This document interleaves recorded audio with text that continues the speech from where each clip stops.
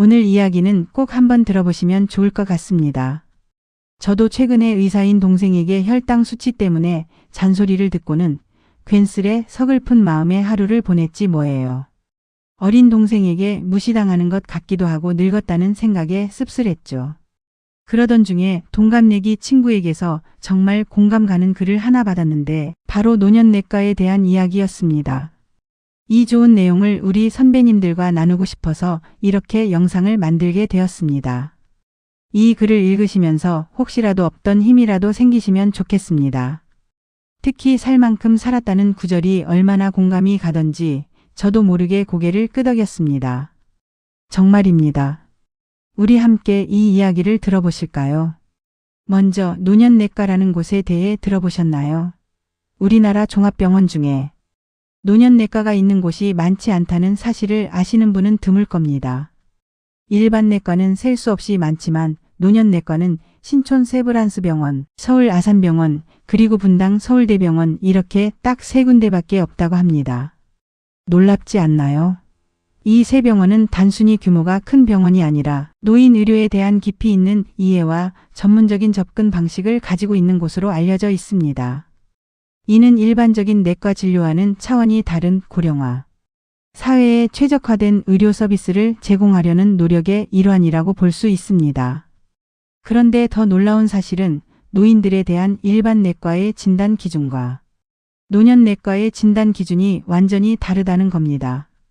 일반 내과는 주로 젊은 성인들의 평균적인 건강 지표에 맞춰 기준을 설정하는 반면 노년내과는 연령 증가에 따른 신체 기능의 변화와 다양한 만성 질환의 동반 가능성을 고려하여 훨씬 유연하고 현실적인 기준을 적용한다는 점이 핵심입니다. 예를 들어 고혈압을 볼까요?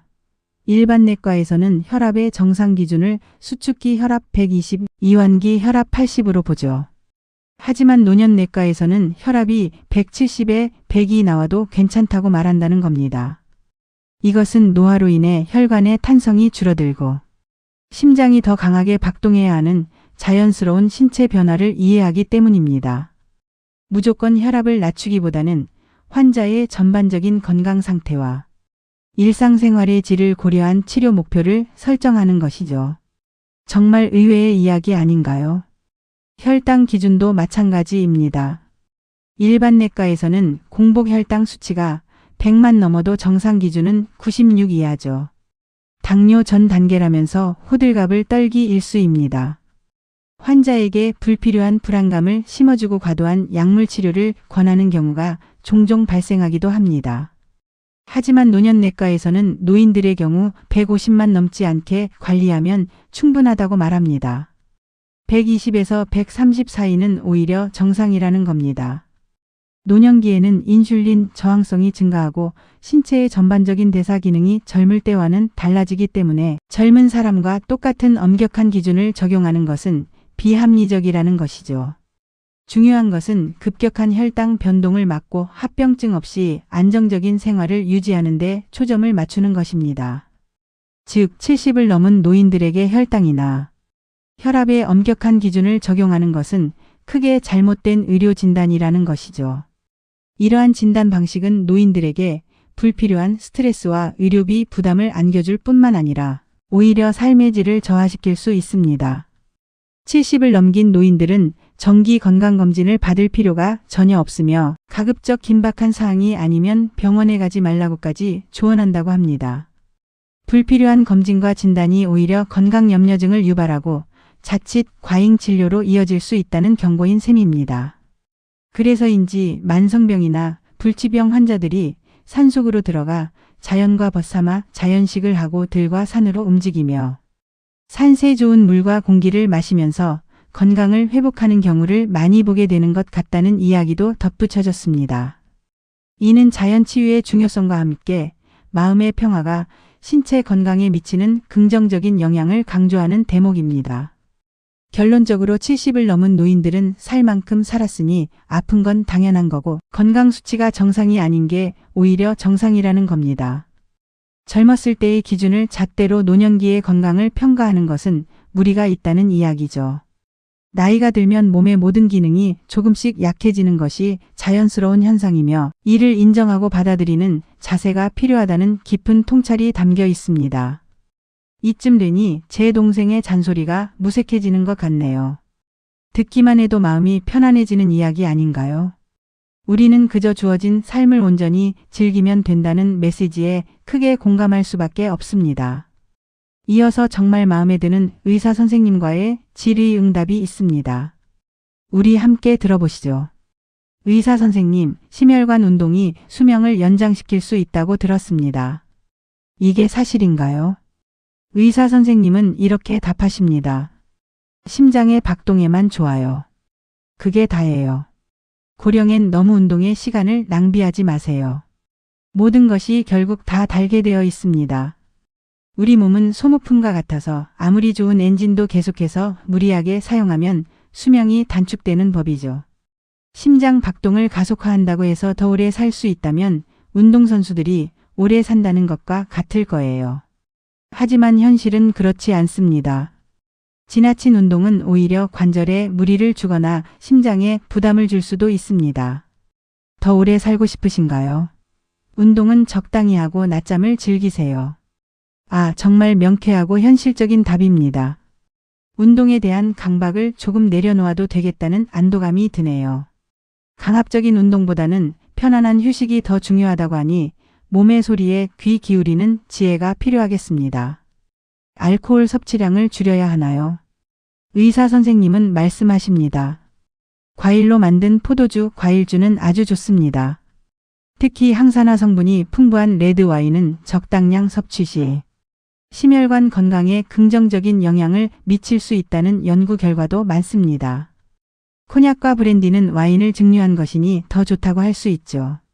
증류 과정에서 불순물이 제거되고 숙성을 통해 더욱 깊은 풍미를 갖게 됩니다.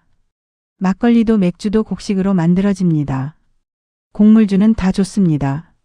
적당히 마시고 즐기세요. 와인과 코냑, 막걸리, 맥주까지.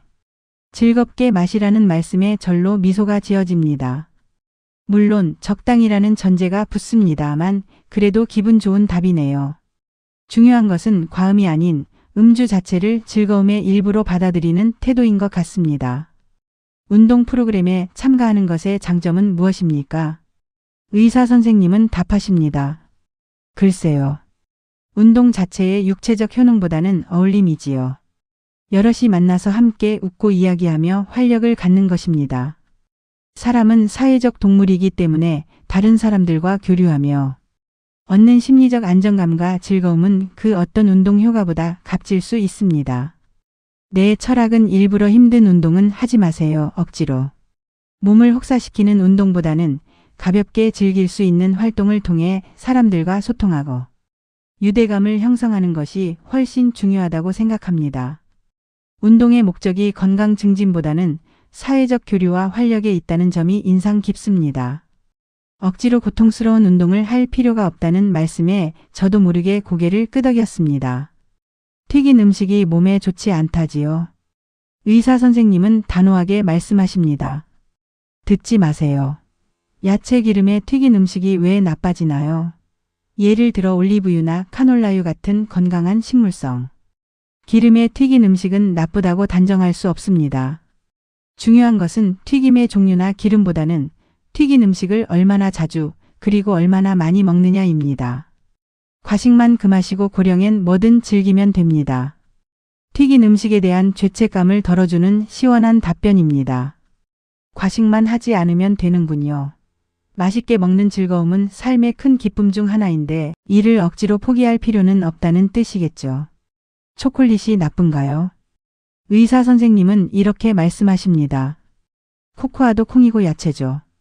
카카오 함량이 높은 다크 초콜릿은 항산화 성분도 풍부하여 건강에 긍정적인 영향을 미치기도 합니다. 게다가 초콜릿은 가장 기분 좋은 음식입니다. 한 조각의 초콜릿이 주는 행복감은 스트레스를 완화하고 기분을 좋게 만드는 탁월한 효과가 있습니다.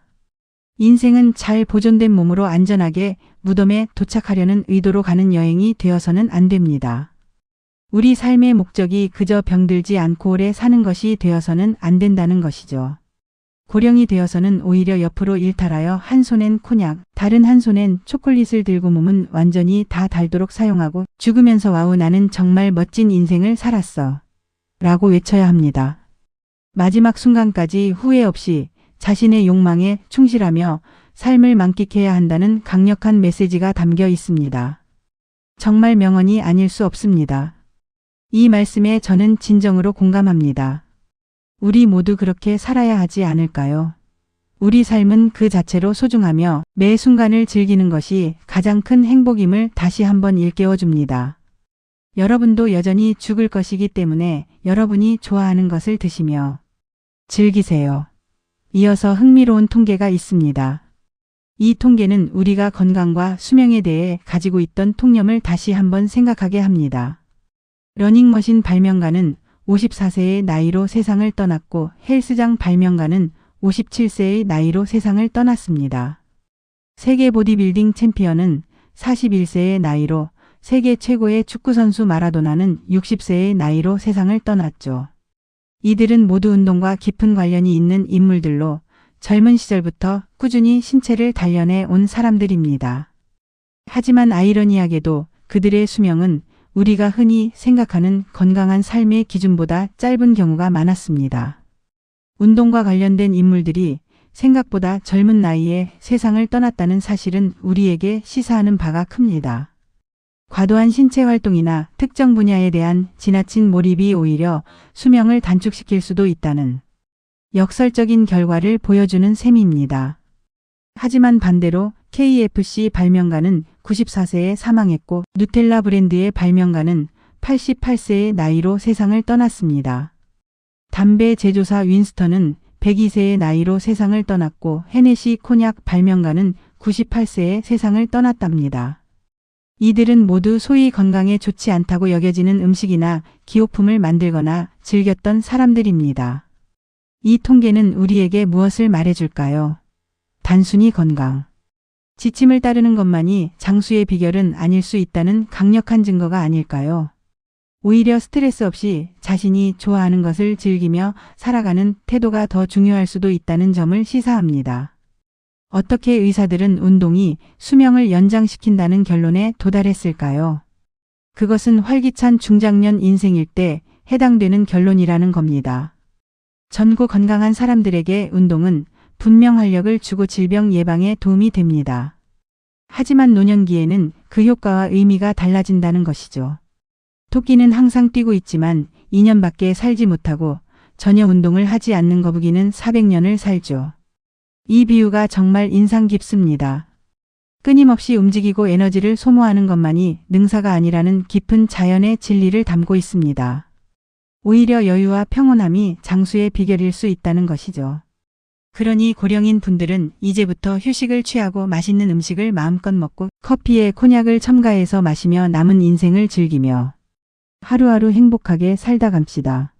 더 이상 건강에 대한 강박이나 사회적 시선에 얽매이지 말고 진정으로 자신이 원하는 삶을 살아가세요. 그리고 마음 놓고 먹고 싶은 게 있으면 그냥 먹고 하기 싫은 건 하지 말고 그렇게 살다가 가는 게 노년의 행복한 삶이라는 겁니다. 이처럼 스스로에게 너그러워지고 욕구를 억누르지 않는 것이야말로 진정한 행복과 평온을 가져다 줄 것입니다. 결론적으로 건강에 너무 신경 쓰지 마시고 그저 즐겁게 살다 가는 것이 가장 중요합니다. 우리 모두 후회 없는 즐거운 노년을 보낼 수 있도록 오늘부터라도 마음의 짐을 조금 내려놓고 매 순간을 소중히 여기며 자신의 행복을 최우선으로 삼는 건 어떨까요? 이 영상이 여러분의 마음에 작은 위로와 활력이 되었기를 바랍니다. 건강에 대한 고정관념에서 벗어나 진정으로 자신을 위한 삶을 살아가시길 응원합니다. 감사합니다.